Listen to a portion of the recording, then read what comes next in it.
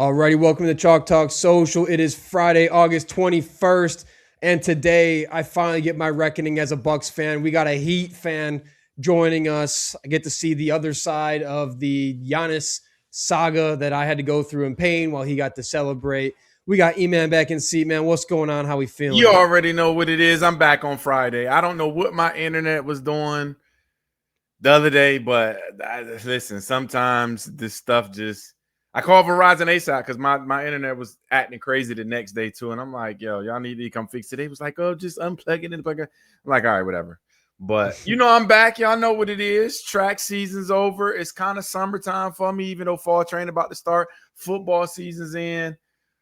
Oh, I'm so excited, baby. I can't WNBA, my fever is starting to play like we supposed to, even though I think we down tonight. But it's all good, though. I'm excited. I'm back. Oh, Malcolm good. X is back up too. Malcolm X is officially back on the wall for now until he falls again. But Yeah. man, I had to address this with you because you're a high school football coach and everything. Did you see this? What Casey Barner cat? That high school kid from I don't even remember where he's from, Texas. but Texas. Oh my God, the clip of him. So playing safety, he's like a 5-star recruit, and it makes sense. He follows a receiver who's doing a motion before pre-snap, the way he backpedals and instantly shifts into full speed into coverage. And then he was at the spot. The quarterback was going to throw the ball before the quarterback even knew he was going to throw the ball there. And it might have been the smoothest thing I've seen since Denzel Ward at the combine. I'm assuming you know who this kid is, right? It was nuts. For sure. I know who he is. I hate to do this to kids because it's early, but he's a pro for sure. And I hate that he has to go to college for 3 years before we see him in the pro. But I mean, pro size, pro instincts. He's physical. I don't like how he's so physical, though, because I think at a young age, I think you want to save your brain. Like, literally, I think that pushed Cam out the league because he was just so physical and his neck, it just injuries and stuff. So, Chancellor? Yeah. He had a neck issue. I mean, but Yeah. his name was Bam Bam. He was a hammer. So sometimes when I see young kids so physical, I'd be like, oh, just wrap up a little bit, but sometimes that's just in him. He's going to be a pro, though, and my girl's happy because he's going to A&M, so she'll be excited about that addition to their team because he's going to help them for sure. That was smooth. Yeah, that's looking like a first-round safety in the NFL coming up soon. You just don't see like kids his age moving like that fluid without like NFL college coaching to be moving like that, man. Woo! That's God-given right there. There's no other way to say it. Way to say it. All right, man. We got some good stuff coming up. Obviously, the Dodgers, the collapse of this whole Dodgers saga going on right now, the drama, the fraud. I mean, shoot, it sounds crazy what's going on. Even crazier, it has their owner is the former Lakers owner who just sold, and now there's this whole thing going on. We got NFL football players going back to college football with a 5th year of eligibility. Like this, man, it's some crazy times that just come out this past couple days that we got to get through today. But we're also going to be ranking. Iman and I are going to go through what we think each of us thinks will be the top 5 offenses in football this year. But first, why don't we get to our Heat fan? We'll love to get into this. So we got Johnny joining the show. Johnny does a lot of good stuff on the Heat, on social media, on X for the Miami Heat, talking Heat, knows the team, lives and breathes the team. And obviously this one's going to hurt for me a little bit because Johnny, you got Giannis, you got my guy. He literally sits on the poster behind me because he got us the ring that I never thought I'd see my Milwaukee Bucks achieve. So I got to know, just before we even get into anything, man, like if you could recreate your exact reaction to the Giannis news the moment you saw it hit your phone, like, what did that look like? So it's a really funny story. So I'm on X, Twitter, whatever you want to call it, nonstop. Like, when this news is going to break, about to break, we don't know. I got money on Kelsey. I got money on Poly Market. Like, I've got other ulterior motives and stuff. I want Giannis, obviously, in our team. But I literally, that night, I had stayed up. I think it was like the last 2 weeks. I'd probably stayed at like 2 or 3 o'clock just waiting for a chance bomb. And nothing. And I knocked out at 10 o'clock or something. The night it happened, and I woke back up at 2 in the morning, just randomly woke up, and something just told me to check my phone, and I saw it, But I didn't see. But the funniest thing is, I just saw Giannis got traded for, and then it was like a little breakdown. And then once I saw Jaime and Khalil, I was like, oh, I went, yeah, this is pretty crazy. I screamed really out loud. But y'all also got some really good people back, which I'm sure we'll chat about. Yeah, man. It's been one of those things. It's the Bucks are on a whole different trajectory now, and it feels crazy, man, that we're at the end of this era with Giannis. How bad they botched that whole thing, and Chris Middleton getting hurt. Definitely, it felt like the beginning of the end of it all once we kind of let go of Middleton. But yeah, I mean, I'm excited to hear what you got to say about these new guys coming. I'm excited about a couple of them. But why don't we just start? Because I know you got some things to say on what people are talking about with the backcourt situation for the Heat now. So, obviously they got rid of a lot of backcourt guys to get Giannis and pair Giannis with Bam. And I know there's been a lot of skepticism about who's going to take the ball up. How are they going to run this offense? Who's it going to run through? I mean, you got a couple great bigs, but like we got some things to iron out. So what have you and the fan base been saying about the current like roster construction and the backcourt situation right now? That is an issue that we have addressed like openly. I know y'all. I don't know if y'all know Drew Smith. He's like a backup. It's like he honestly looks like one of Eric Spoelstra's like a legitimate child. Honestly, he's very good on defense, but he's not going to be anybody that's going to run anything. I know that since Spo implemented Taylor Jenkins Grizzlies offense, the run and gun type thing, you know how at the Bucks, Giannis brought the ball up probably 75% of the time. I mean, or was the primary ball handler, probably a lot more than the next person that would touch it. It would be Rollins or Porter or whoever. But Bam and Giannis can both bring the ball up the court. Davion actually super underrated. He's like 5 or 6 to 1 turnover to assist ratio. We do need a little bit of support in the backcourt because we did lose Castiel, and he's very, very, very good. That's like exactly the type player we need.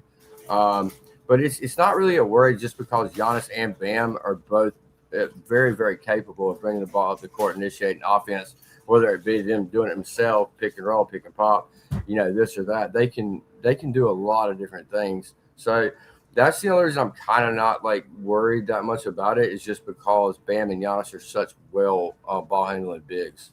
And you still feel good that Giannis can even bring it up at his he's been hurt a lot now. He's not the same player he has been. I feel like that's been something because, again, I mean, I've been watching a lot of Bucks, been seeing a lot of Giannis sitting on the sidelines. Like, I'm just like, is he capable of doing everything that he once was? With that, I'm curious. I think Spoelstra is probably going to be the best coach Giannis has ever had, which for y'all is something to, be excited about. For me to be like, damn, I wish we would have done dude better.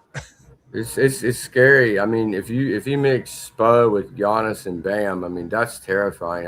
And then we have Wiggs, Davion on defense. A lot of people don't even know about Pelle Larsson, who's one of my favorite players. Like, thank goodness y'all didn't get him from us. That was the one thing we were all trying. Like, everybody in Heat Nation was like, "Don't mention Pelle. Don't mention Pelle. Nobody talk about Pelle, please." Like, that was the one player we did not want to get rid of. For Heat fans, the only untouchables were Bam and Pelle, and everybody else was fair game. I'm gonna be honest, Johnny. You sound a little shaky, but I'm with you on the Giannis thing. I think he can bring, but I think once people start realizing y'all want to get rebounds and push it up with point forwards, they're gonna start putting pressure on Giannis and Bam, and I don't think they can dribble enough. But just being honest, do you think this team constructed right now is championship worthy, or y'all gotta make a few more moves to be able to win that? And what is the ceiling and what is the floor coming into next year? It's a great question. So I'm going to go ahead and tell y'all can bookmark it, or anybody can hold me to anything. We're getting Klay Thompson, like 100%. Oh, that's been known to me for a month and a half. I've worked with the organization. I live 10 blocks from the stadium. I've shook the rings of Mickey Harris, and I got pictures with Mark Cuban at the 2011 finals before the game at my bar I used to run. I'm plugged in a little bit. We're getting Klay Thompson. He's getting bought out. That's why we're holding that money out. People keep saying we didn't want no Bradley Beal's crappy ass. We don't want DeMar. We're gonna get Klay on whatever makes him whole. The Mavs will probably give him $10 million of his 17. We're gonna give him $7 then we got $2 million that we could either. I'm thinking it may be Nick Richards, maybe not, but Klay Thompson will be in this team. So I think the ceiling, if you have a starting lineup with Davion, Klay, Wiggs, Giannis, Bam, I mean, that's crazy on offense and defense. And then we also, people say that he can't shoot or we don't have any bench depth. Hardaway Jr. and Portis were two of the top, not only 3-point shooters, but also Hardaway Jr. was almost 6 Man of the Year behind Jaquez or with Jaquez and Portis. We have great players off the bench. People who don't understand our depth. And then Jovic, who we have, he just had a really off year because he got hurt a lot last year, but he's been killing it. He killed it today against France. So, Well, I mean, that might be the first time we ever broke news on this show. Allegedly broke news. Klay Thompson going to the Miami Heat. I've been seeing some stuff that they kind of are liking him. I've been kind of thinking about getting that move. So if you had to put like a 1 to 100 in your confidence level that Heat will acquire Klay Thompson, what would it be? 99. It's a done deal. It's a done deal. It's just waiting on formalities. It's just waiting on formalities. I promise. I have the max amount you can bet on Polymarket and Kelsey. Damn. Yeah, no, it's my friend literally is boys with his agent. Like he's coming to Miami. There's no Lakers, no nothing. He's getting bought out. They're just discussing the details. Dallas has 16 people, and Klay doesn't want to be there. So wow. I mean, it's cut and dry. I mean, it's very, very, to me at least. I mean, I said it on X a couple of times, but I mean, maybe a little bit vaguely, but I've also said, yeah, he definitely come if people ask me. So interesting. Okay. I mean, that's exciting. I hope for the sake of your Kalshi account, that one pays. that one hits, man. I mean, so what does that mean? What does that mean? The lineup's going to be Giannis at 5, Bam 4, Wiggins 3, Klay 2, Davion 1, and then first off the bench are Hardaway and Portis pretty much.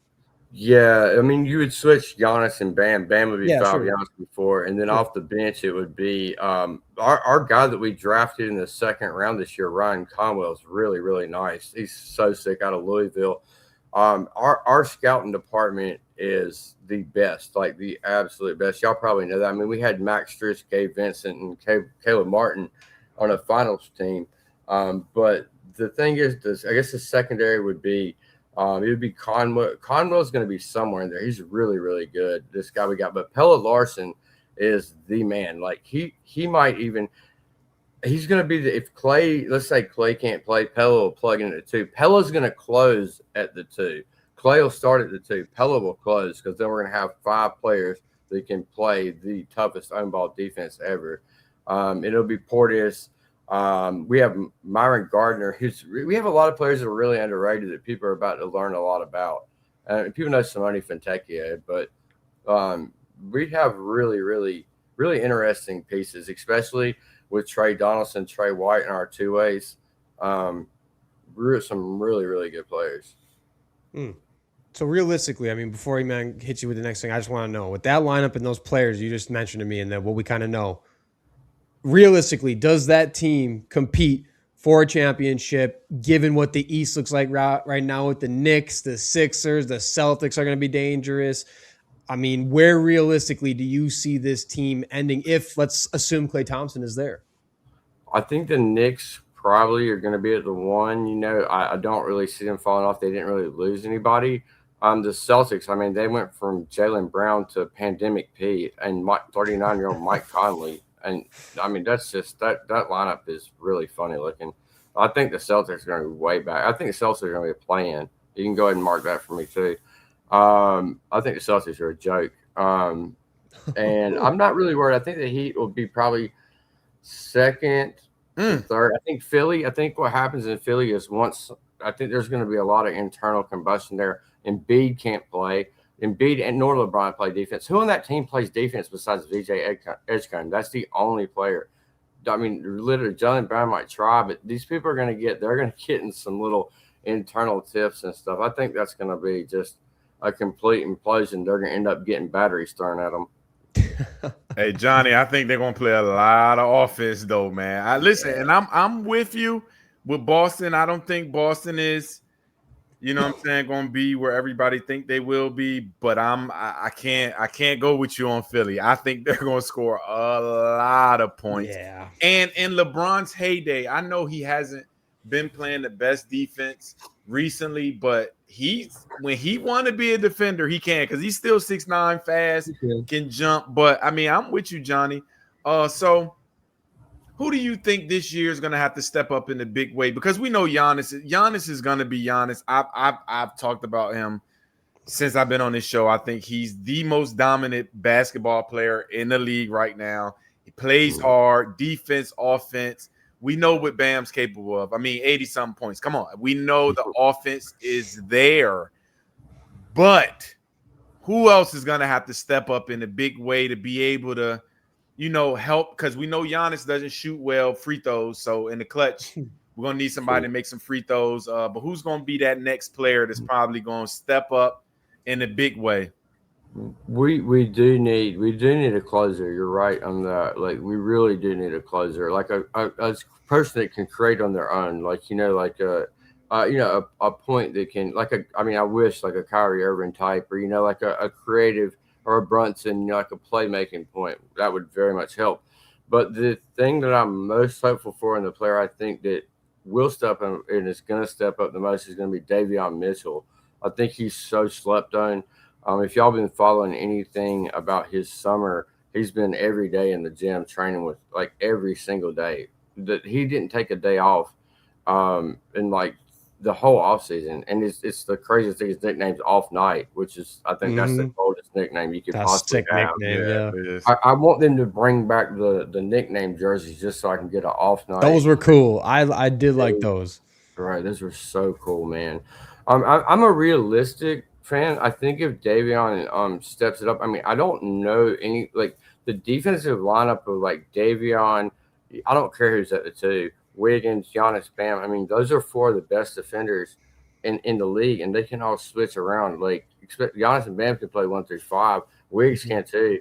Davion is a pit bull. Like, I think Davion's the answer, is what I'm saying. And it's not that he didn't step it up before.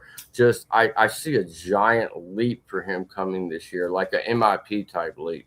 So my things are going to be like Klay Thompson will be on the Heat, Davion Mitchell, MIP, and the Celtics are going to be in the play-in. So those are 3.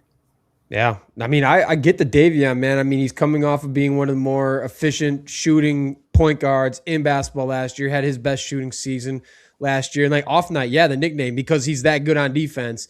And I mean, Big 12 Defensive Player of the Year once upon a time. Like, we know that he brings that to the table. And like Iman said, like, Giannis, another great defender. Bam can defend. So y'all are going to be able to, like, kind of do a lot of things that fit Spoelstra's system with, like, their individual defensive profiles. And I mean, that might be the Heat's biggest advantage, if anything, in terms of how they can win a lot of games, is that defense. I just think, like you said, I think that is something I see a lot of where they get ripped on, is the fact that they don't have a lot of people who can create, and, ball creation without the ball. I mean, Mitchell's that.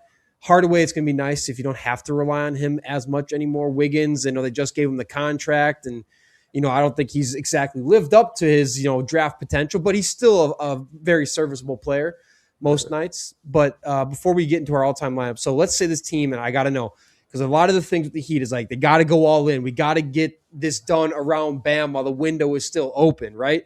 Enough of these early playoff losses and departures, or, not making the playoffs.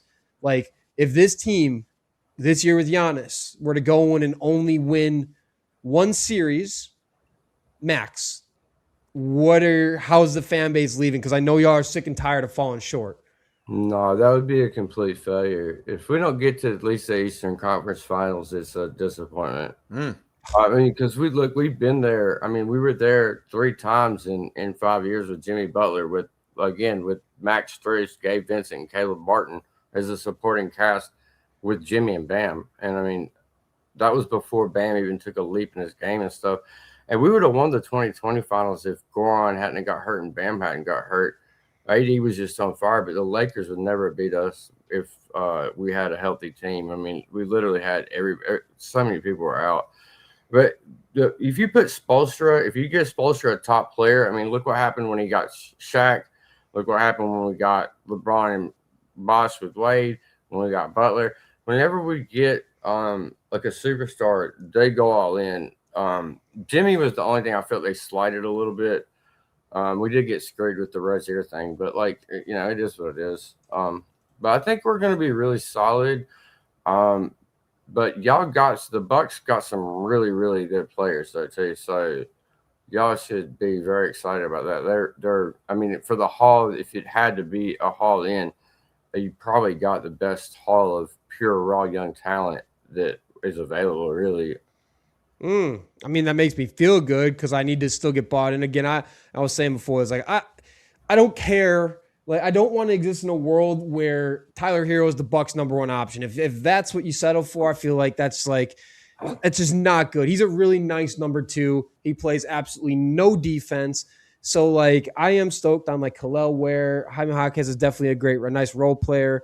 That one cat who I can never say his name, so I'm never going to butcher it, but it sounds like he's got the highest upside of that. Yeah, Kaz. Kaz, yes, him. Kaz, yeah. Read a lot about him as well. So, okay. As long as you think that does make me feel better. So I can get behind that. All right. Before we wrap up, let us do what we do with every fan. The all-time lineup. We haven't done an NBA one in a while. And this Heat, they got some boys to pick from. I'm thinking you could probably do some not really nice. No, Joey, we're gonna do the all-time lineup first, and then we'll do the game. Oh, this is so cool. No, we'll do the game after the all-time lineup. Yeah, we'll get that going. So the all-time lineup. Why don't you run us through your Heat all-time lineup, starting at point guard? Who you got?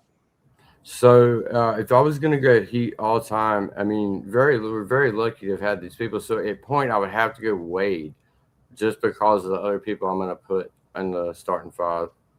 Dude, oh, man. Marquette wins the ship if he doesn't go to the draft, man. I was a fan of the team, man. All-time leader in points, games played, assists, steals, field goals attempts, man. The Heat, the GOAT of the Miami Heat from Marquette U, baby. I love Dwayne Wade, man. One of the coolest to ever do it. What about, and then obviously the finals too, man. Again, it's one of the best to do. I feel like no one talks about Dwayne Wade and his prime and what he did enough. Super disrespected. 100. He's crazy. He was crazy. I mean, obviously, easily the 3rd best shooting guard of all time. Easily. Yeah. I would put him up there. I don't want to hear any of that Harden mess from anybody. Yeah, I was gonna say. Speaking of, James Harden just got paid. Listen, I've said it a bunch of times, Johnny. I think Harden is overrated and a loser, and his name should never even ever be mentioned next to D Wade. Period. No. D Wade is D Wade top 3 shooting guard all time, and I see the move putting him at point guard here.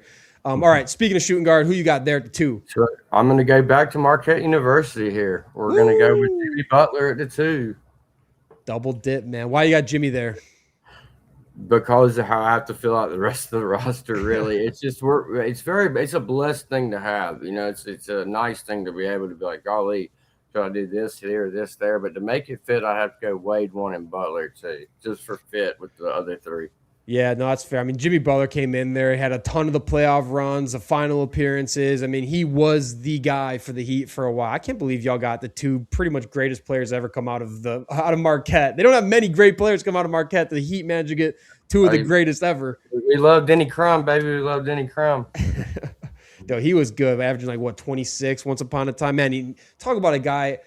I love Jimmy Butler, but my God, did he just torch the Bucks in the playoffs, man. We could not stop him. Anytime y'all Heat play my Bucks, y'all would shoot 80% from the field. I shit you not. It's like you never miss a shot. It didn't matter what we did. I hate the Heat forever for that. Just so you know, I hate the Heat forever for that. All right. Let's go into your 3. Who do you got the small forward? So I'd have to go LeBron at the 3. God, this is just obvious. I mean, I'm sure y'all can know where the 4 and 5 are going, but yeah, that's why it's just how it's got to be structured. We got to go Wade 1, Jimmy 2, LeBron 3. Jeez, all right, go. Who's the 4 if it's going to keep going at this pace? Yeah, Giannis. All right, before he even plays a game, I get it. Yeah. Shoot. Oh no! Come on, come on. Are you going to put Bosh? Yes. Bosh is the 6th man. Oh, we got Bosh at the 6th man. That works then. Yeah, the 5's going to be Shaq Diesel.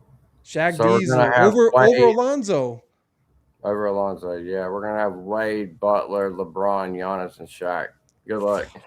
Oh my God. I mean, maybe only a Lakers all-time lineup could take that. I don't know if I'm missing something, but I feel like a Lakers all-time lineup might be able to hang there, but They that don't lineup ban the Lakers all time lineup on 2K. They ban the Heat. So on 2K, yeah, if they you play banned with the all Heat time all-time lineup, lineup? I mean, like you're basically shunned if you Oh, try to use the Heat all time lineup. But you're yeah. no, they won't. They won't allow that. That's The too critics, easy. it's funny. Eman, what do you got to say about this? That's all-time lineup. Does that fit? Knowing you go back? So now he got to understand that I'm a Virginia 757 guy. Alonzo Mourning put in some good time down there in Miami, and he's just known so much down there because he does so much in the community and stuff like that. So no, I like his lineup. I mean, the Heat clearly has had some of the greatest players ever. I mean, D Wade is literally in my top 10, just like greatest players of all time, because it's just been in my era. I watched them outside of Jordan and everybody. To me, he's just like the Mamba, the shorter. Like he's Kobe, but shorter. You know what I'm saying? He's Jordan without the sneakers and the big thing around him. So I'm a big D Wade fan. So I mean, I'm a Bosch guy though. I'm not gonna lie to you. And I tell people to go pull up some Bosch highlights. Yeah. I mean, that guy. Yeah, he Let it lefty, rip. that silky left jumper, Yeah, bro. man. I mean, he was, and I think, and I respect that he played his role with the big three, because he probably could have wanted to average 25, 30 if he wanted to, but he played his role. So I respect that one. I'm a Tim Hardaway guy too, though. I was surprised you didn't put Tim Hardaway at the point guard. It's just I love Tim and Zoe have been 7 and 8. So that was Tim and Zoe are the two that are on the cut. I mean, it's just crazy, but how can you not go with Wade, Jimmy, For sure, LeBron, Giannis? It's just it's crazy. So crazy. You got a crazy 8 for the first 8 is nuts for the Heat all time. And the thing is, the Heat have only been around since 1988. I mean, that just shows what Pat Riley can do. So respect the Godfather, a little bit. We had a lot of slander on our end about him, and I'm like, bro, just let Jaime sit back and cook. He's gonna do it. He's not going out on the L. Like he's gonna, restore us at least. But y'all are definitely right about the shot creation and stuff. Like we definitely do need something else. I'm not sure where that'll come from, but I'm just gonna trust in Spo. And I mean, who knows? I mean, his like Taylor Jenkins, that Grizzlies, that running gun thing. There really doesn't need to be a primary ball handler in that. So that's the only reason I feel kind of okay about that. I love Spo's story too, and I hate to drag this on, but I just love this story coming from the video room down to being one of the greatest ever. I mean, that just shows you grit, grind, and I love that when he gets into it with Jimmy Butler, he never backed down. I just love he take a little bit of that from Pat Riley, but he's a hard-nosed guy. I love Spo too. I think he's a great coach. Yeah. Spo is Spo on the hot seat in any capacity down there in Miami? He was in like when he first got the job in like 08 or 09, like when they first came. That's when I first moved to Miami, was in like 2000, end of 2008, beginning of 2009. So I just moved there like right when that happened. But yeah, everybody at the beginning wanted him nut. They didn't want nothing to do with him. And now it's the complete opposite. I mean, you still have some fans that don't know ball who want to just like chit chat from the back room and just throw out crap. It doesn't make any sense if you really know ball. But Spose is a genius. So I mean, it's really cool. I'm excited to see what he's going to do with the USA and stuff with all the people we grew up with are aging out, and so kind of excited to see what he's going to do. But he can put together. I mean, if you have Giannis and Bam, he can play 1-3-5 on D, and then also in offense, they can both handle the ball, pick and roll, they can initiate things, they can be in actions. They're also have improved on shooting, Bam especially. But I think it's going to be a lot different than people think what it's going to look like. I don't think it's going to be very traditional. Also, I think it's going to be a little unorthodox. But I think if you put this kind of talent around Eric Spoelstra, he's going to make something work. Sure. And You have to stay on the court. Yeah, if Giannis stays healthy, right, man, that'll be huge. All Yeah. right, before we get you out of here, now, Joey, let's play the we're going to bring you to the Sideliner Arcade, the lineup builder game. So you have to build this all-time lineup again, but now it's going to be a little trickier. So you're going to have to pick between 3 cards at each position. And again, you'll have to pick between their career card, the best season card, or their like a best game card. And the more players that have played together you stack up, you get multipliers. So Joe, if you like flip the cards on like Dragic, Hardaway, or the Hardaway, some of them have multipliers to their cards, some of them don't, and you can stack up multipliers, stack up base points, and the goal is to build the perfect lineup, the top possible score to unlock the perfect lineup, get the all gold. So right now your first options are the Dragic career card with the Heat, Hardaway's best season, or Hardaway's career. All right, let's see. Stars above stars. I think I'm gonna have to get rid of personal love for the Dragon because he's one of my favorite players. That was also in that all-time thing. I was like, where's Guggy at, man? But I just can't get him. I think I'll have to go to the middle with Timmy's best season. All right, 91-92 season. All right, next up, you got the Dwayne Wade Legend card. So you get different tiers here depending on the stats they achieved on that card. So you got Wade's best season in no way, where he averaged 30 a game. You got Glenn Rice's career card, where he averaged 20 for the career. And then you got Jimmy Butler's best season card, which is a star tier. So I feel like this one's pretty easy, but who you going? Yeah, I think I'm going to have to go with Mr. Wade here. Yeah, I feel like any lineup needs Dwayne Wade. Yeah, absolutely. It has to have Wade. Well, speaking of another guy you need in this, I feel like Haslam should probably be kicked down to a power forward spot, but Haslam falls into the small forward apparently. His best season card star tier. You got LeBron's best game card as a superstar tier, a triple-double, or you get LeBron's career with the Heat, which is legend tier, which I feel like this one's I think I'm going to take LeBron's career. Yeah, you get that legend tier to it as well. So we'll take the LeBron, man. It's looking good. Next up, power forward. You get Bam's best game card, which this needs to clearly get updated for the 80 pointer. It's legend tier though because of the 17 boards, 38 points. You get Chris Bosh's career card and the Hall of Fame tag since he made the Hall of Fame. Or you get Bam's best season card, which is star tier. But again, this one seems like I'm gonna go Bam star in this. You're gonna go Bam star instead of the legend stuff?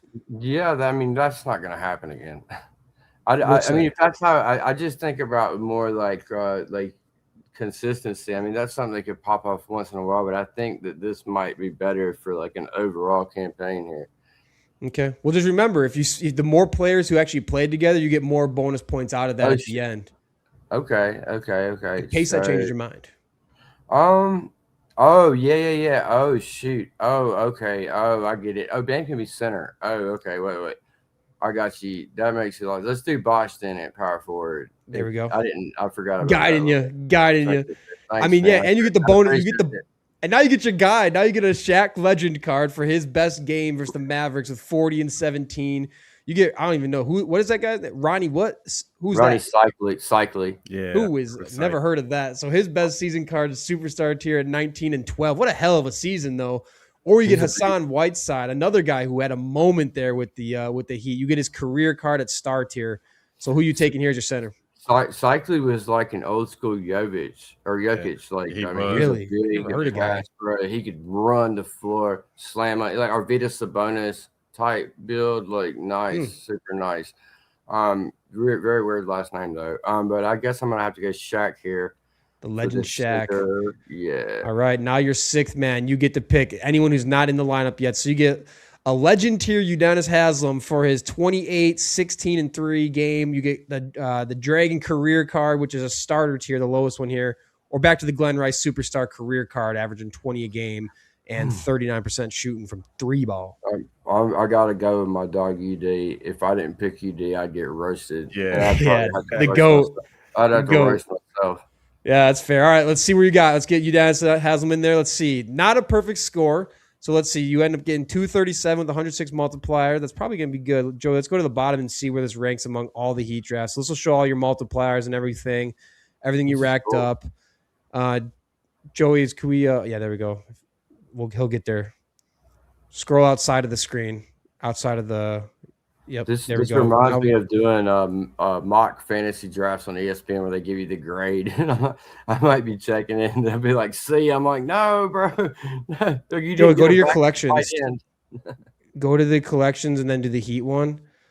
Let's see. Can we see? No, it doesn't show. All right. I don't know how we missed not seeing where it ranks among all Heat drafts, but actually, just go back, Joey. Go back to the leaderboards, and then do the NBA drop down. And then instead of all NBA, just scroll down to the Heat one. Yeah, and then we'll see where it ranks among all the Heat drafts. Oh, cool. You're seeing the whole platform in action, man. Is this y'all's? Is this y'all's? Yeah. This is our website. So you just got that's the best all-time Heat lineup as of today. You get the ball nowhere tier.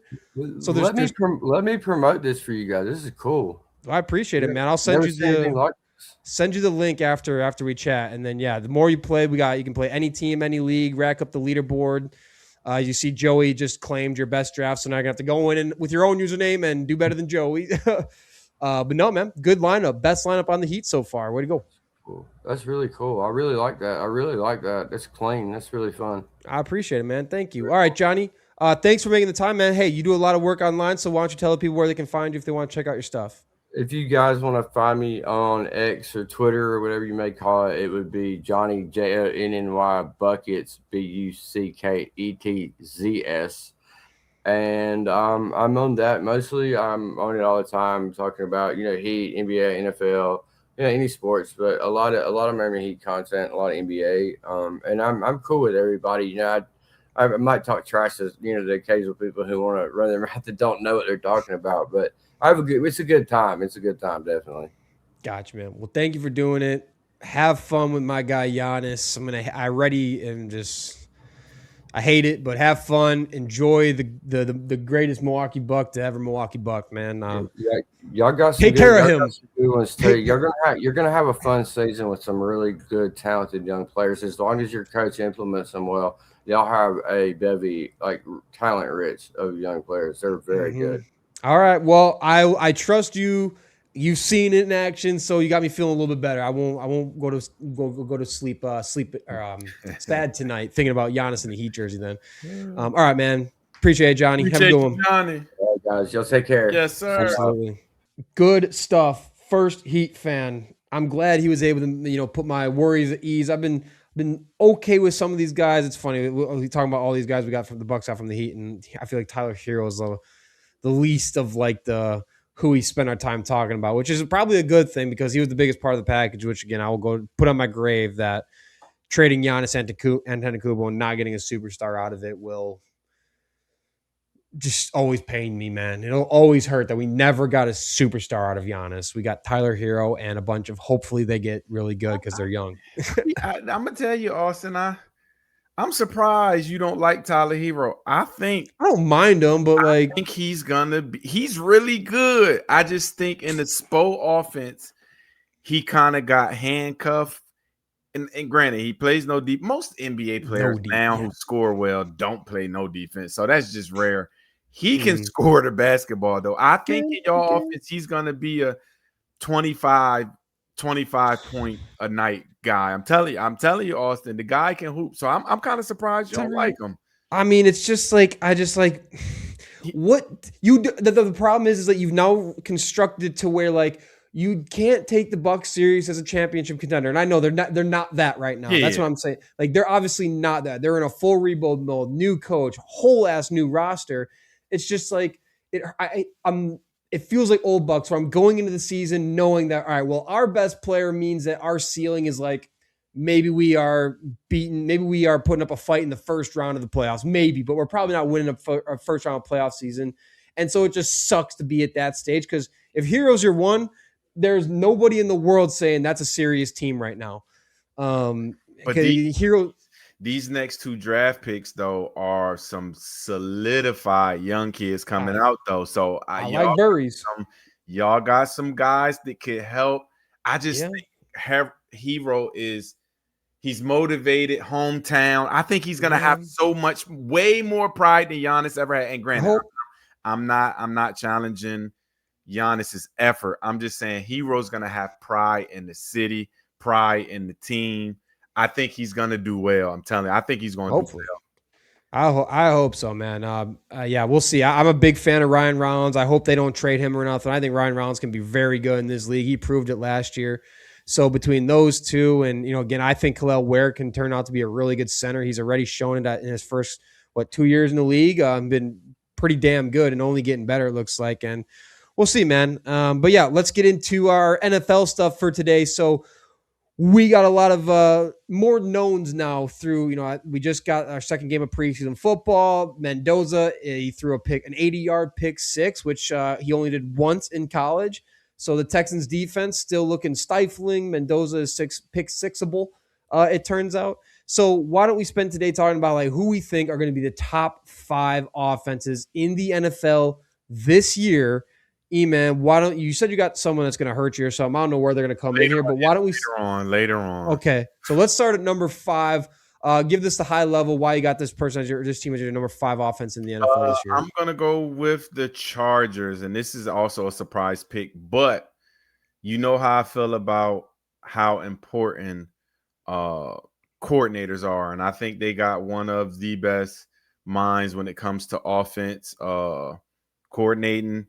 Justin Herbert, who has a can. I seen a video the other day, and I think it was a lot of fluff with it, but he was going off how good Herbert's arm is. He said it before the play started, man, you got to have a cannon. As soon as he make the play, he's like, what? So I think he's just rejuvenated, and his scheme alone is going to have the Chargers offense really clicking on all cylinders. I mean, they got 2 good running backs.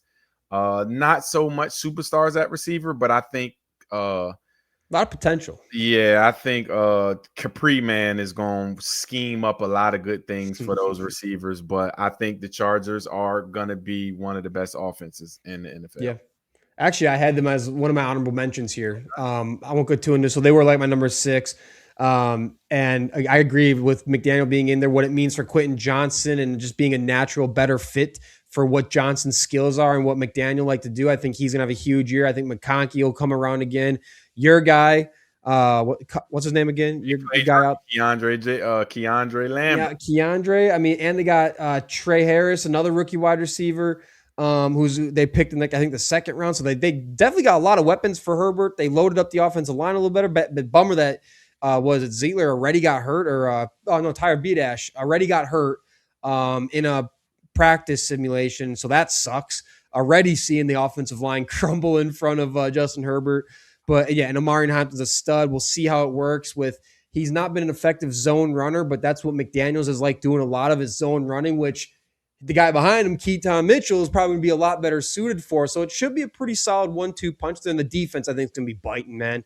Even without Jesse Minter, they got some dudes there on defense. I think the defense will be biting, and I think it'll be a pretty good team. But my number 5 is a team that I know you're just going to disagree with off the jump, the New England Patriots. They obviously got the quarterback. They got one of the best offensive coordinators in football with McDaniels still. So that's not – they got the legit wide receiver one with A.J. Brown. They brought in Romeo Doubs to be the number 2. And, again, I think the fact that this team could get to the Super Bowl with what they had last year and not an offensive line not performing, they went up and they beefed up the offensive line a little bit. You got to think with Caleb Lomu in there, Vera Tucker, when he's healthy, is really good. And if Will Campbell can just stack wins this offseason and come in not doing what he was doing in the playoffs, we know his potential is to be an elite tackle in the NFL. And besides that, if Ramondre Stevenson, his real only downfall is that he puts the ball on the ground a little bit too much. Between him, though, and Travion Henderson, that's a really dynamic, a very good running back doing. Stevenson's very good at catching the ball, too. So I think that offense is going to be chugging. They still got Hunter Henry at tight end. They got your cat out of Notre Dame, tight end Eli Raridan, who I'm super high on as their number 2 tight end. And so I think they did a lot of the right things to bolster where they were weak. And even then, they got to the Super Bowl with some weak spots at receiver and offensive line. You bring in A.J. Brown, you go make moves at offensive line. You get another tight end who ideally be the successor to Hunter Henry. I feel really good. Again, a lot of that's to do with there's been no reason to say anything besides Josh McDaniels is still a top 2, probably not 2 offensive coordinator in football calling the plays. And that's a huge part of it as well. Who do you got at your 4, though? Number 4, I'm going with Mr. Superman himself, Josh Allen, Buffalo Bills. Last year, they was the 4th best offense in the league with no number 1.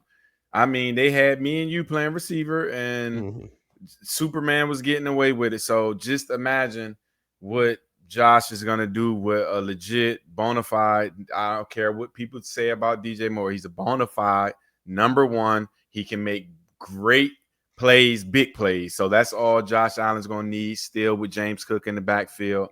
I mean, and Joe Brady. Listen, we got to understand who he was when he was in college with Joe Burrow, when he had everything around him. I mean, he was a legit coordinator. And now he has DJ Moore. Hopefully, Keon Coleman can make some leaps this year because he's athletic. He can play, but I don't think he loves ball. But we'll see. Dalton Kincaid coming back.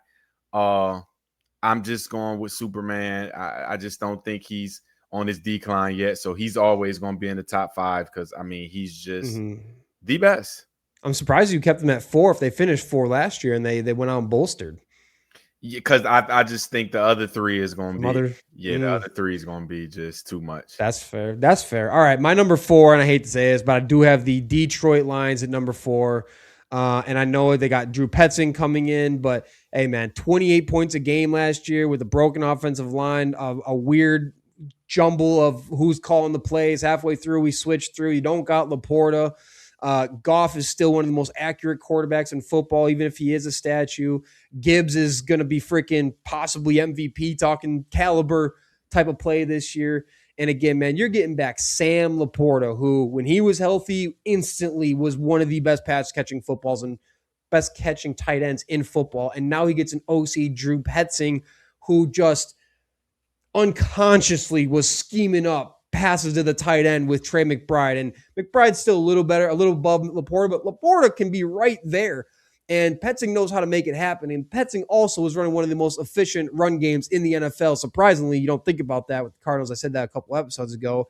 And now he's going to be able to carry that over to what is arguably the number 1 or 2 best running back in football, who just does everything at the highest level, man. And our Lions fan was talking about Kurt. He was talking about Jameson Williams. He's really come on. He's matured a little bit. His route tree's improved. He's, being less of an asshat out there. And Amon-Ra St. Brown is still, top 3-4 wide receiver in the NFL.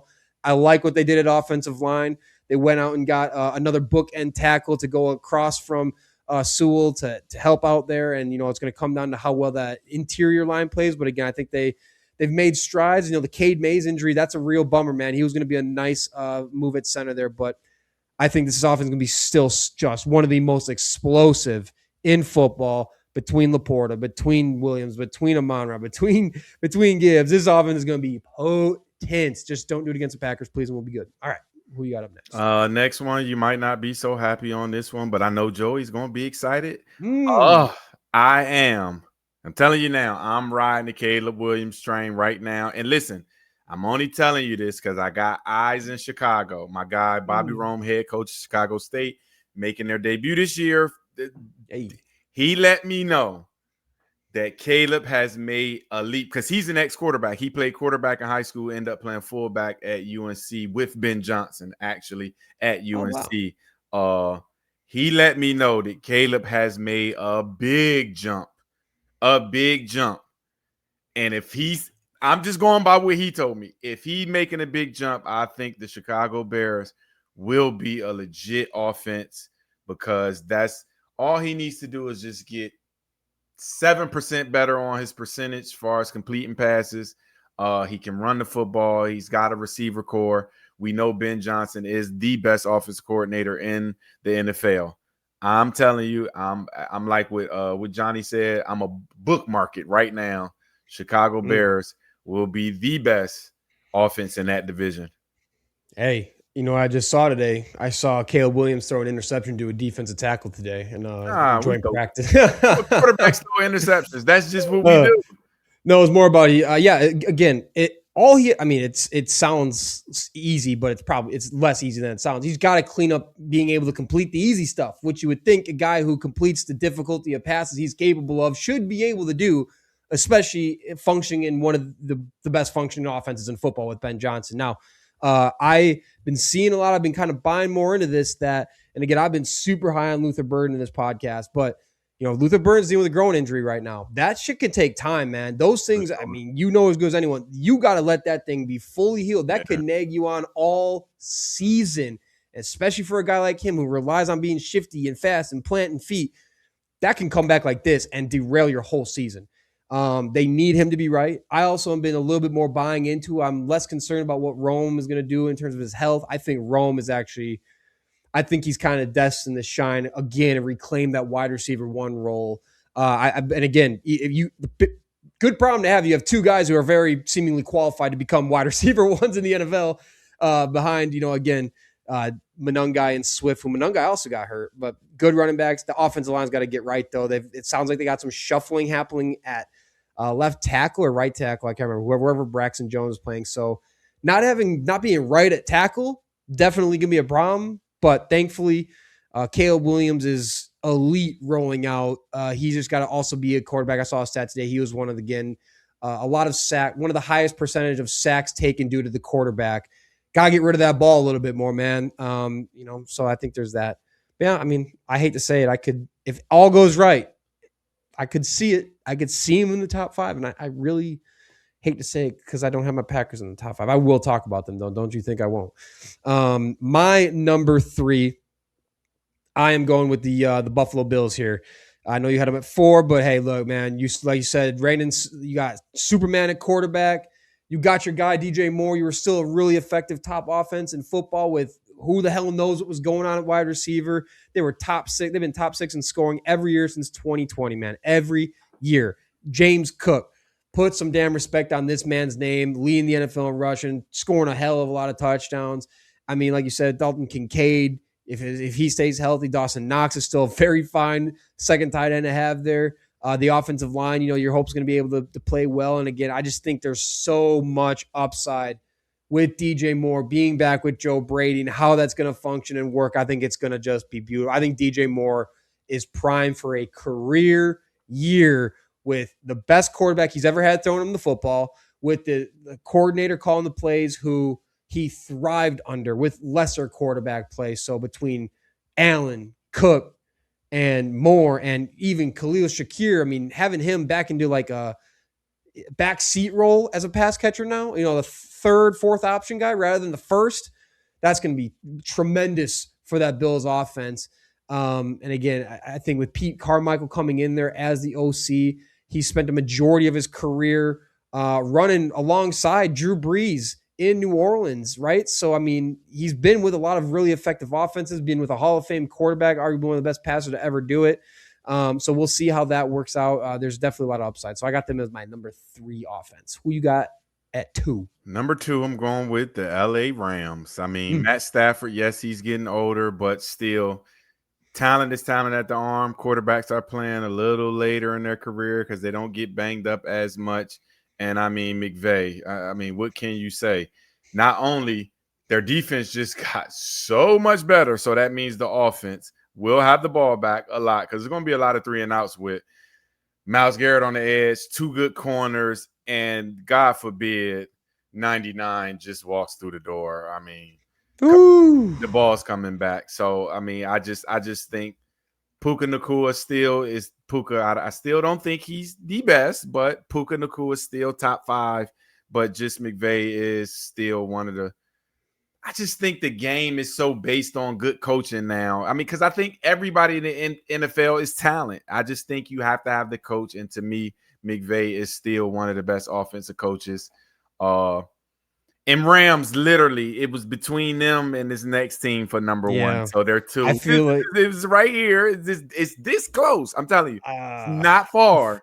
It's this close. Like, yes, I hate it, but we'll get there. But you're telling me what I hear. I think we got the same. I'm drinking the freaking Kool-Aid, man. I'm drinking the Kool-Aid, and I know it's like they pulled me in. They used to pull me in, but anywho, the Rams at number 2. I think they're going to still have an awesome year. They was the number 1 offense in the league last year, so they won't make a fall drop at all. No, I think we're gonna have the same number 2 and number 1. I also have the Rams at number 2, and I'll tell you why I picked number 1 when we get there. But I think we have the same one. But again, like you were saying, Matt Stafford, reigning MVP. You got the most efficient offense in football. Their 30% offensive DVOA rating last year over doubled the second place. So you still got McVay running the best show on turf right now. Blake Corum is coming into his own. It sounds like he's going to start consuming more and more carries. He dominated later in the season last year. And that's still with Kyron Williams being a very good running back, a better pass catcher. You can still do a lot with them. The only reason I have them at 2 and not 1 is because as good as Puka is, top 3, top 2 wide receiver in football, however you look at it, he is dominant. And I love Devontae Adams. Still, I will die saying that was the best route runner to ever play the game. But the guy he's getting home. He's been getting dinged up. He hasn't been staying on the field much. And behind those two, the Rams did not do a whole bunch to address it. And I know they got some options of some younger dudes that they got there. So with CJ Williams and I'm forgetting the other cat's name who played at Texas. What is his name? This is gonna piss me off if I don't get this. Jordan Whittington. Is it Jordan Whittington? Am I thinking of? Yeah. No, Jordan Whittington. Yeah, Jordan Whittington. Out there as like their third right now. CJ Daniels, not Williams, sorry. Okay. As their other receiver. So they got some potential, but like, man, if Devontae gets hurt, I don't know how well that's gonna go, honestly. And that's what scares me. And I think they have some guys on the offensive line that are all right, but I think the offensive line has some vulnerabilities in it, lesser than the team I have at number 1. But again, this, like you said, close. This is still gonna be it should be, again, assuming Devontae stays healthy, but again, that's a concern. Should be a number 2, 3 ranked offense. A tight end between Kobe Parkinson, Tyler Higbee as a primary 2. And I know they like to roll 3 tight ends. I know they got that young kid out there as well. It's good. I think they're going to function very effectively still if everything goes right. But again, I think you got some old bodies on that team between Stafford and Adams that a lot hinges on both of their health. Number 1. You start. I think we got the same number 1 though. The Dallas Cowboys. I'm drinking the Kool-Aid. I mean, George Pickens is in a year where he's getting the franchise tag. He's gonna ball out because he wants a long-term deal. CeeDee Lamb still, even with the drops, he's still top 5 receiver. I mean, their line is just another year better. Dak Prescott is surely not a winner. He's not a winner. Don't confuse me what I'm saying. He's not a winner, but he's known to just empty calories, whole bunch of stats. I mean, Brian Schottenheimer's proved to be a great play caller. I mean, the backfield, they're good. Number 19, Flournoy, he's been balling. And then they got the Cam kid, number 6, who's played his lights out in the preseason game with 1-hand catches. Still got Kevontae Turpin, Jake Ferguson. I mean, who they're saying he's going to light it up this year. I'm hearing a lot about that because I still follow Dallas Twitter and Dallas like stuff.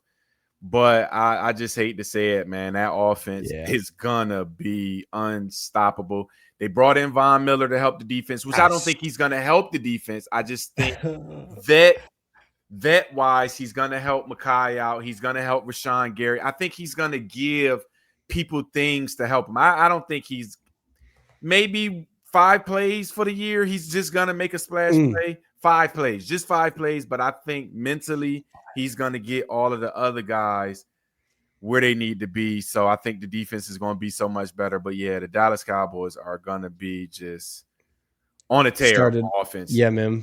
I saw our last show saying I wish you were here so I could tell you that the Cowboys need only 4, 5. They needed 2 months of Rashawn Gary before they knew they had to go get another pass rusher. But no, man, everything you just said, the players, they have, this team is stacked. They returned 10 starters from an offense that ranked 2nd in yards last season and 7th in points. The Cowboys were one of only 3 teams to post top 7 marks in both EPA per dropback and EPA per rush. Javonte Williams broke out. He stayed healthy, and man, he rumbled and stumbled his way to a really productive season. He takes over that backfield again. That offensive line is stacked. I don't know why Jake Ferguson is so slept on. He does nothing but catch the ball and produce for that offense, but I never see him like top 5 ranks, and maybe it's just the fact that he has crazy volume. But again, he converts all his volume into production, man. And they got the best 1-2 punch in the NFL between CeeDee Lamb and George Pickens is just stupid. And hey, man, say what we will about Dak Prescott and his ability to close the season out on a bang and win and get to the Super Bowl, but he's a great leader. He busts his tail when he's held. I mean, he's smart as shit, and guess what? He knows how to get these dudes the ball. He makes a couple dumb throws here and there still, but he's still a very good quarterback in the league. And like you said, Schottenheimer being in there just flip switched on offense, man. It's there. And again, if these boys just stay healthy, you got everything you need on that offense to just train through teams, train through a lot of defense, no matter how good it is. So, and yeah, their defense is going to be more functional too, which is going to mean that offense is going to be on the field more. Yeah, scary thoughts. So I think nice to see we come to conclusion on the 1-2 punches here. And I hate it. Hey, can I ask you, because we talked about the Bears, I have my Packers as the biggest boom potential offense, but I'm not ready to buy in and call them a top 5 offense yet. I think LaFleur has a lot to prove as a head coach in terms of translating being a great play designer into being a great play caller. I need to see some things come to fruition first, but like, where would you put the Packers out of just curiosity? Let me know. Where do you got them? Ish. Out of the top 10. Okay. If I had, and I hate saying this too, because this is your guy, but I don't think he's that good. I think Atlanta, if Penix or Tua can actually be serviceable, I think they're going to be real good with Kevin Stefanski calling plays, just Bijan Robinson being the bell cow this year. I'm betting on them being so much better. And I mean, between two the clips haven't been good. The Tua stuff, every clip that comes out is bad news with that guy. I be hating that, because I be wondering who's putting that out, and are they putting that out to kind of do like smoke? Well, it's like the game. Like, the preseason game, he fumbled it. He just had this clip that came out today against joint practice against the Colts. And that's what he's notorious for. Your Penix got. Well, you think Penix is going to be it? Well, I don't know. I don't think either of them are. I think you settled for Tua, and you're hoping for the best with Penix, and that's a lose-lose strategy for that team. If you get I would probably think Penix is good though. I think he'll be fine. I don't think Tua lasts the season as a starter. Yeah, no, I don't. I would rather have friggin' Deshaun Watson than either of them, to be honest. Hell no, he's been looking trash. No, he's been looking all right. He's got. I mean, I've been just following a couple Browns guys recently, and the Deshaun Watson story is, it seems like he's a sure bet to be QB1. He's got that part going for him. And secondly, it's like he's been showing a lot of flashes and moments. And it just seems like the problem has been with him so far is that when one thing falls apart, the whole thing falls apart. And he hasn't like shown that he can recover. But until it falls apart, he's been looking really damn good. That's what all I'm seeing out of Browns camp right now. And listen, yeah, I tell you, with your Packers, you know, I've been high on y'all all year, but your energy towards them this year just ain't where it's supposed to be. So I'm scared to put them anywhere, because I'm telling you, in what sense? Because I feel like I'm at the kicker.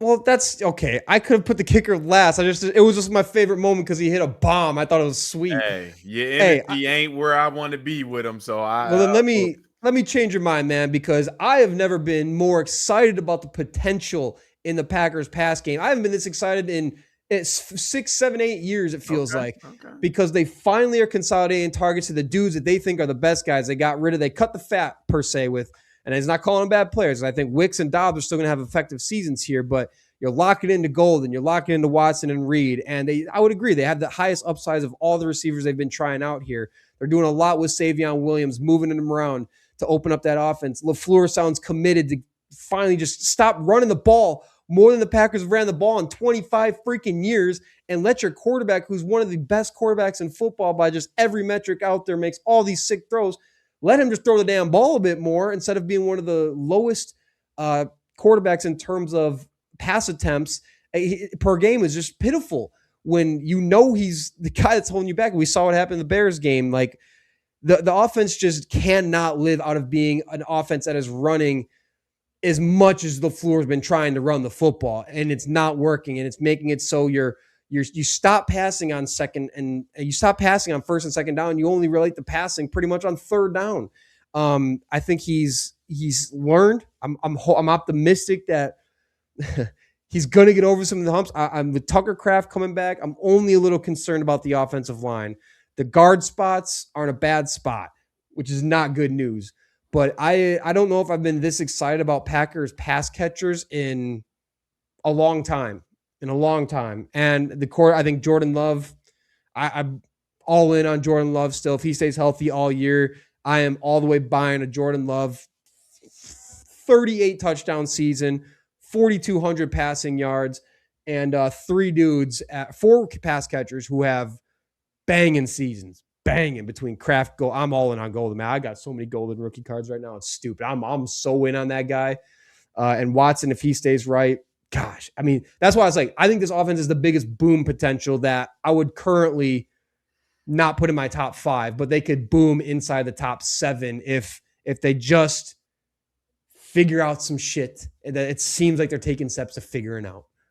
That's where I sit with them. I mean, you pulling me back in a little bit, but our offensive line is the key to the NFL. So we'll see where they go. But I love Jordan Love. I think he's super talented, man. I think y'all got a receiving core, so we'll see. I mean, I think if he makes that leap to just being a superstar, because he's a star. I don't think he's a superstar yet. I think if he makes that jump to being a superstar, I think he has the talent to carry a team to a Super Bowl. I mean, a top offense, because he has all the ability in the world. I mean, just he lacks none. So we'll see. We'll see. Just let Love throw. Just trust the freaking pass game, LaFleur. That is all we're asking. Just trust the freaking pass game, which it sounds like from his own words, he's going to be trusting the pass game, man. I want to see Jordan Love 30 attempts a game, not even a question about it. It should, especially now with Josh Jacobs, with who knows with the legal stuff.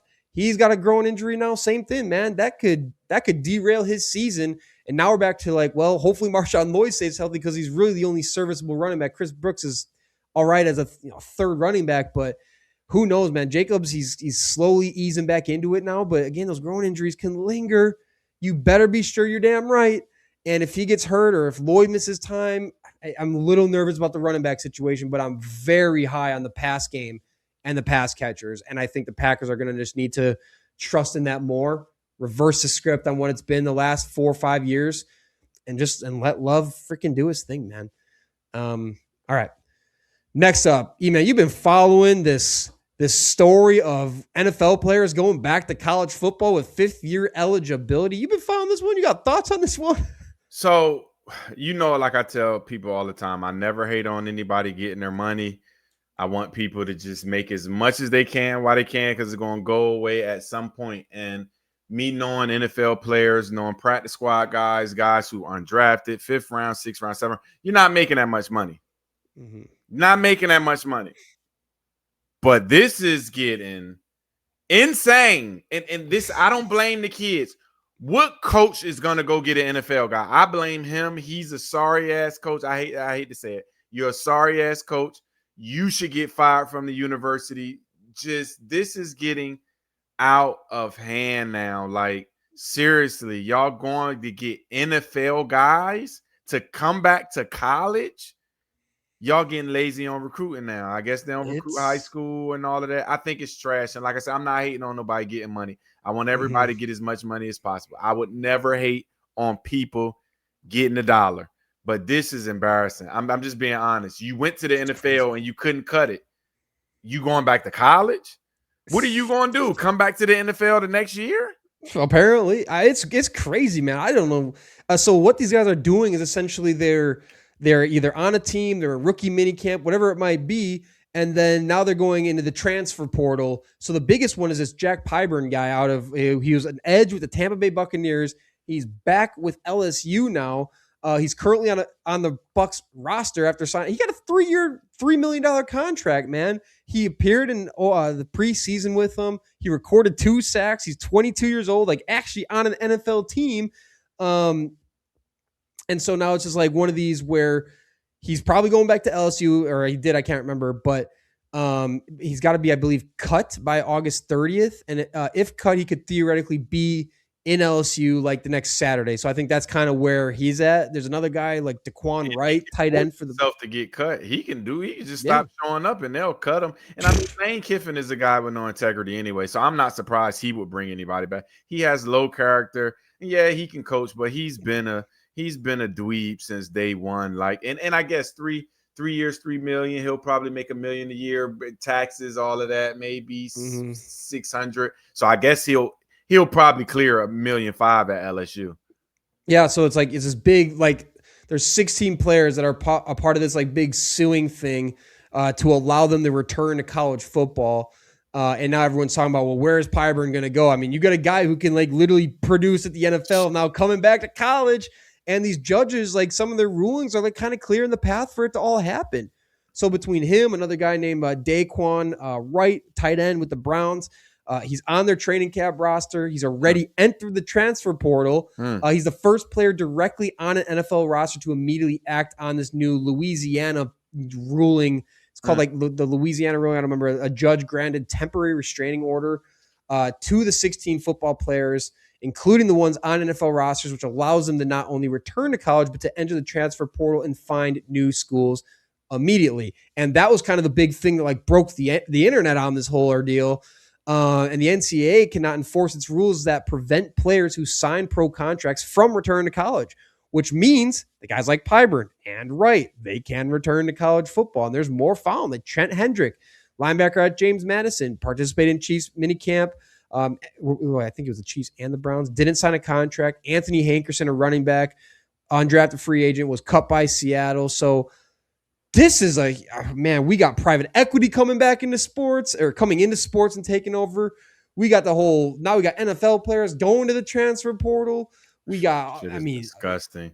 This shit is disgusting. I ain't gonna lie to you, Austin. I love sports. This ain't it though. And granted, maybe if it was my nephew, I would be okay with it because we're benefiting from it. He's benefiting from it, but this don't look good. This looks bad for college. This looks bad for the NFL. To me, I think the NFL is bad that allowing this. Like it's just bad. I just think it's disgusting. And I mean, and what if LSU gets this guy or get a couple of those guys and end up winning it all? You gonna look at him like I don't like it either, man. Again, like NFL players, if you can't cut the NFL, go play in the CFL, go play in the Japan League, go play in the XFL. Like there's other options where I don't know. You hope to go back to college and what? Can you get drafted again? Get drafted again? Saying. What is I mean, or and I enter guess the draft. Can you enter the draft a second? I mean, I don't that's know. what I'm saying. Like we're entering a new era of this shit, man. And it's like, why are we broken, or why are we trying to fix some shit that ain't broke? Like just go play in the XFL, go play in the CFL. You can earn money there too. Like, so I don't know, but it sounds like it's happening. Hey, NFL guys, college guys, high school guys, middle school guys that's playing 12U. At some point, it's going to be over for you, buddy. At some level, you just can't cut it no more. And you're going to have to go get your job. That's why you got to get your degree. Go to school, get your degree. Because at some point, it's going to be over for you. Let Coach E tell you that. It's going to be over for you. Just let it go. Just let it go. Yeah, man. Or hear me out. Bust your ass and keep trying to make it in the NFL. I don't know. I mean, you could do that too. Like everyone else has to do. So yeah, it's interesting. I don't know. I don't think it's good for the sport. Like you said, there's other guys out there who are in college active. I mean, I get it. That's the problem here. Is like the problem is like you said, get your money. But I guess if you have eligibility, like. Hey Austin, I don't know. This is hairy. Left because I stopped playing after my second year. I'm being honest. You could go in. I might got 2 years of eligibility left, man. I'm just being honest. Shit, they making me think like, damn, do I got 2 years left?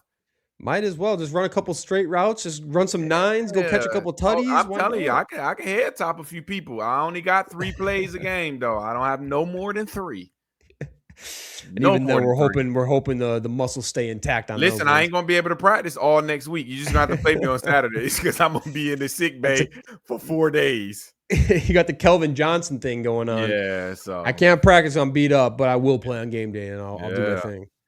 All right. Next up, even crazier story going on with the Los Angeles Dodgers right now and this Mark Walter guy. It keeps getting crazier. The guy who owned the Lakers that just sold it off also owns the Dodgers, and this is like a huge thing, a ton of reporting around it. We got federal prosecutors involved in the Dodgers and Mark Walter now, which again, this guy just like barely owned the Lakers and turned them over on a sale almost immediately. That doesn't happen unless something funky is going on and something strange. And it seems like something strange is going on. So a lot of the core accusations right now coming from federal prosecutors have been investigating Mark Walter for potential financial suspectness at his insurance companies that he's allegedly essentially using to finance the Dodgers and the finance firm that he leads. So these insurers received a grand jury subpoena in February. The prosecutors want to know whether the companies failed to disclose certain private credit investments backed by other parts of Walter's business empire. And when they seized his phone, they found out some more stuff. So it's essentially like the $17 billion restatement thing going on, and which is kind of like the scroll stopper here. They found that this restatement, again, whatever is notably, this is a quote, said notably includes a $4.1 million loan to Dodger Tickets LLC, a Dodgers team subsidiary, directly linking Walter's insurance company and that investigation into it to the Dodgers from what they were able to find. And where it gets even worse with the Dodgers and how it all ties in is Walter's investment group bought the Dodgers in 2012. The insurance companies reportedly have contributed at least $300 million to the bid using policyholder funds as collateral, including Dodgers' share, Walter's stake in another company, and various other franchises, and are finding that his holding company, TWG Global, links his sports teams, the Dodgers, the Lakers, the Sparks, with his insurance and asset management businesses, which is all just kind of getting out of hand in terms of like, where is this money? Everyone's like, how are the Dodgers possibly able to fund all of this and these rosters that they're putting together? And a lot of it, these investigations have to do with how Walters is tying in all of his business and kind of money laundering through his businesses to finance this whole Dodgers thing illegally and fraudulently. I don't know. Have you got into this one at all? Have you seen some stuff on the fuckery here? Yeah. So initially, when the thing came out with the Lakers, I was hearing about something's coming, but and this is outside of sports, Austin. All billionaires. This is just my belief, not everybody's belief. This is my belief. Anybody who's a billionaire, a piece of shit. You took shortcuts.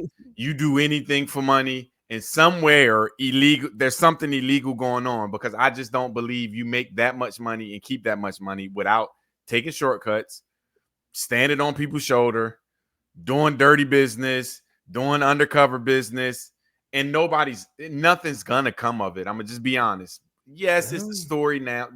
Austin, he has too much money for anything to come from this. We're talking about billions. He's connected with so many other rich people. He has enough money that this will go away after a while. Trust me, nothing's going to come of it. But I don't think nobody becomes a billionaire and they didn't do anything wrong. Like, all of them do something under the table. They all do. Yes, they're all. You don't become a billionaire without fucking a couple people over in your journey. But I don't know, man. I don't think this one's going to get let off the hook. It's already opened up, and we're talking about misappropriation of policyholder funds to literally fund the Dodgers. So again, like, to simplify it, instead of investing policyholder money from the insurance companies that he owns and that he receives money from, those insurance companies appear to have loaned $21 billion back to other businesses that the guy is money laundering into his own business, including financing the Dodgers through it, allegedly. And so it's just like, this is going to come storming down on the Dodgers. And I don't know, man, if this is all found out and there was money from this buffoonery going into the Dodgers, I don't know. I mean, the MLB, we'll see what they do, but like, there might be a tear down of some type of sorts that disbands this whole Dodgers thing. I don't know, man. He took advantage of a luxury of some type of loophole, and there's investigation money, and it's real people's money that he laundered to fund the financing of the Dodgers. But it's crazy. The MLB will get involved because they can't afford the Dodgers to sink. I just be honest. The big team, New York Dodgers, the big names, they can't afford it. I'm telling you, Austin, it's gonna. Bernie Madoff stole billions for years, and it just kind of, the feds are stupid or the feds getting paid off. So I I don't think anything will come of it. I think it's a story right now.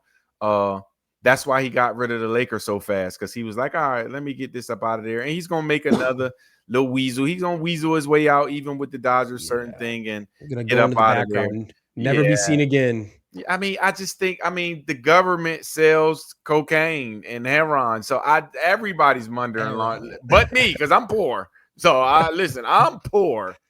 If I could, I would, but I can't, because I don't know any other way. All I know how to do is coach and teach. So yeah, man, I don't know. I feel like there's three outcomes kind of. There's a best case where, like you said, the investigation closes without charges and all this shit kind of just hush hush under the rug goes away. There's the middle case, I guess, where Walter faces civil penalties of sorts. The Dodgers and all this money is going to have to be forced to be restructured across his businesses, including the Dodgers, to where the Dodgers will remain operational, but the financial structure that was funding their dynasty is going to be dismantled, and they're going to be forced to have to make moves. And if this all happens, Shohei Ohtani might be on a different baseball team through that. Gone. And which kind of goes into the worst case is that Ohtani's gone. There's federal charges against Walter. MLB's ownership conduct standards require them to review whether Walter is a fit owner. The Dodgers are potentially forced into a sale, which would then be a whole thing with, again, the financial implications here and what it would mean. And we might see the Dodgers literally kind of hit a rock bottom moment, which, again, like you said, MLB probably won't let that happen, given that's their biggest market besides the Yankees.